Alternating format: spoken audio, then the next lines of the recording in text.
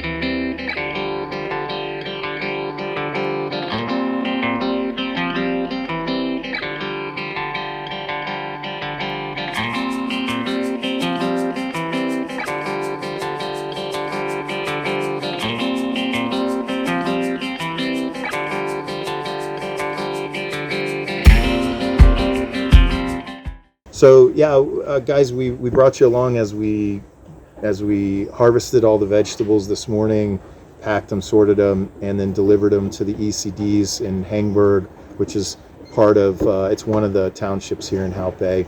And so I just wanted to introduce you to Charla. She's the director here at Love in a Bowl and also at IY Cookup. Yeah, so she runs a lot of stuff, and the circus conductor. Yeah, and just absolutely dedicated to this community like nobody else I know. And yeah, so it's great to watch her do her thing and wrangle people and get them to help and get them to donate, and just all the energy that she brings to this. So I figured I'd introduce her and let her tell you a little bit about herself and how you got involved and why you do all, and why you subject yourself to all this insanity. So I'm Charla, Houtbayian, born and bred. Been in Houtbay now for 35 years, come and gone, and this is where my heart is. So I guess I do it because I love it, and I love Houtbay. And to try and, for me, this project and this farm is pulling us all together. So as you'll see over the various different trips and things that we do here, we've got kind of 3 communities under the one umbrella of Houtbay. And so this project really is something I believe in and love doing. And so I didn't start it. It was started by Gordon and Michelle, but we are lucky enough to be here now and to run with it. Yep. And so, yeah, we grow the vegetables here. You'll see we sell a small portion of the vegetables in the marketplace behind us, and everything we sell is to sustain the vegetables going into the community. So we use the term ECD. Some people might not know what that means and is. An ECD is an early childhood development center. So here in South Africa, kids go to school generally from the age 6 or 7, and so kids whose parents are working need somewhere to go. So these kids land up in centers or in somebody's house or with a granny, and so we are trying to support them in the early years of their life, and also get them to understand what vegetables are and like them and eat them and want to eat them. So not only do we develop a love for veggies at a young age that will hopefully carry on, but the kids then get to come into the farm and see where the vegetables grow. And I mean, not only for the kids from the townships, it's been interesting to see a lot of kids can't identify a carrot while it's in the ground. They don't know what it looks like. So we're lucky enough for them to come here and learn. Yeah. And then the IY Cook-Up, we cook every Friday, so we do a big cook here for the kids of IY predominantly at the moment. And so that again, for me, the Fridays are kind of day on the farm where everybody comes. Anybody's welcome to come, whether it's the guys that work here or people from the community or volunteers or donators, but everybody comes here on a Friday and we do the huge big cook-up into pots, and that then goes out into the community. And how many people do you think you feed on Friday nights? It depends. It ranges from about 300. The max we've ever done is 540. And what's interesting in terms of numbers is the time of the month. So at the first Friday of the month is a relatively quiet Friday because people have got their grants or they have foods in their cupboards. But by the end of the month, the numbers are dramatically more and increased. So it's been interesting to see that and track that. And just so, because you keep saying IY stands for Imizama Yetu, right? Which is the biggest township here in Houtbay. Yeah. And they figure there's how many thousands of people live there? So the last census was done in 2011. The last official number we have is 33,000, but I reckon it's double triple that. Yeah.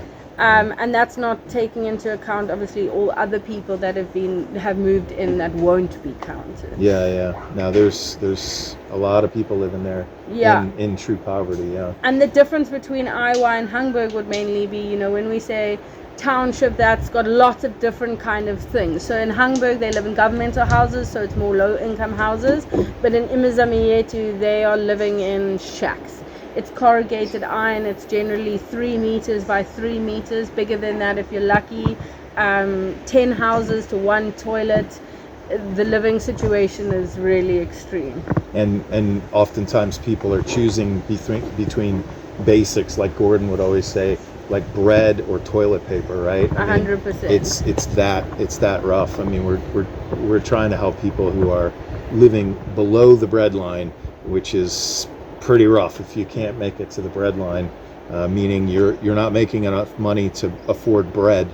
You're in pretty rough shape, and we're supporting a lot of people in those conditions. 100%. Another interesting trend with that is I deal with the shops in the different areas, understanding what it is people buy, how it works.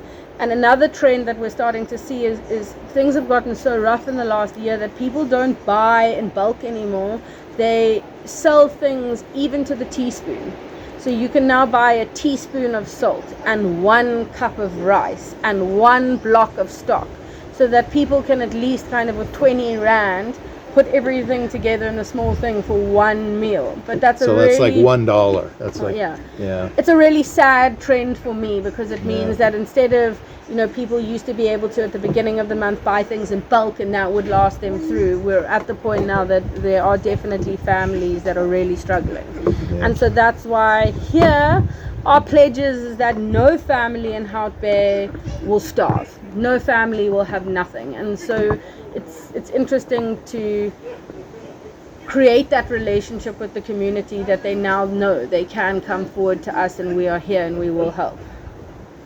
So I think as we go with this channel, our plan is to sit down and talk with people like Charla every so often, every month or so, to get updates, to talk about future plans. So we don't want to bombard people with information, but I think that gives us a pretty good overview of what we're doing and why we all come here and work hard to make this operation work. And I just love that it feeds the kids, because you can get into discussions about whether or not to give a man a fish or teach a man to fish and all those things, and I'm very to me it's important not to create dependency. To give a man a fish too many times doesn't necessarily help him. But when you're talking about kids who are 2, 3, 4, 5, 6 years old, trying to get a start, trying to get some sort of education, it's impossible to learn anything if you're hungry.